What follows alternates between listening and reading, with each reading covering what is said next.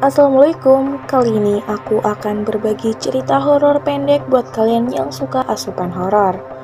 Boleh banget dengerin cerita dari aku nih, ambil ngopi atau ngeteh atau chattingan sama doi. Tapi buat kalian yang gak suka sama cerita horor, hilangkan rasa penasaran itu deh. Takutnya nanti kalian terbayang-bayang sampai terbawa tidur. Aku gak tanggung jawab loh ya. Langsung aja, ini dia ceritanya.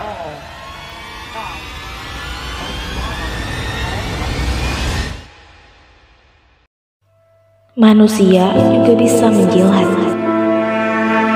Seorang gadis sendirian di rumah suatu malam. Untuk pertama kalinya, dia punya anjing untuk menemaninya. Gadis itu mendengarkan berita tentang seorang pembunuh berantai yang berkeliaran. Dia pergi tidur setelah mengunci semua pintu, namun ada satu jendela yang masih terbuka. Tiba-tiba, dia terbangun oleh suara tetesan air. Takut sepenuhnya, dia mencoba untuk kembali tidur dan meletakkan tangannya ke bawah tempat tidur untuk dijilat anjingnya. Ketika suara tetesan terus berlanjut, dia pergi untuk memeriksa keran di dapur, di kamar mandi, dan di mana-mana tetapi tidak menemukan apapun. Dia pun kembali ke kamarnya dan meletakkan lagi tangan ke bawah untuk dijilat sang anjing. Suara tetesan terus berlanjut dan gadis itu terlalu takut untuk tertidur. Tapi ketika tangannya dijilat dari bawah tempat tidur, dia perlahan tertidur. Di pagi harinya, ketika dia membuka lemari, dia menemukan anjingnya terbunuh dan digantung terbalik. Suara tetesan itu ternyata berasal dari darah si anjing. Di pintu lemari, dia melihat pesan, "Manusia juga bisa menjilat." Bayangin aja semalaman kamu ketakutan akan tetesan air, yang ternyata itu adalah air darah dari anjing peliharaan kamu. Dan bayangin aja kamu tidur ternyata semalam ditemani oleh pembunuh berantai. Kebayang gak sih betapa creepy-nya kalau kamu tahu saat malam kamu ternyata tertidur bersama sang pembunuh berantai itu. Tidakkah kamu senang kamu tidak menyalakan lampu?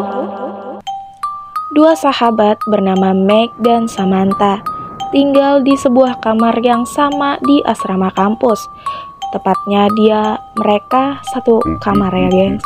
Pada suatu malam, Samantha keluar untuk pesta dengan teman kencannya. Sementara si Meg tetap di kamar dan belajar untuk ujian tengah semester mendatang. Namun, ketika Samantha kembali dari pesta, semua lampu dimatikan.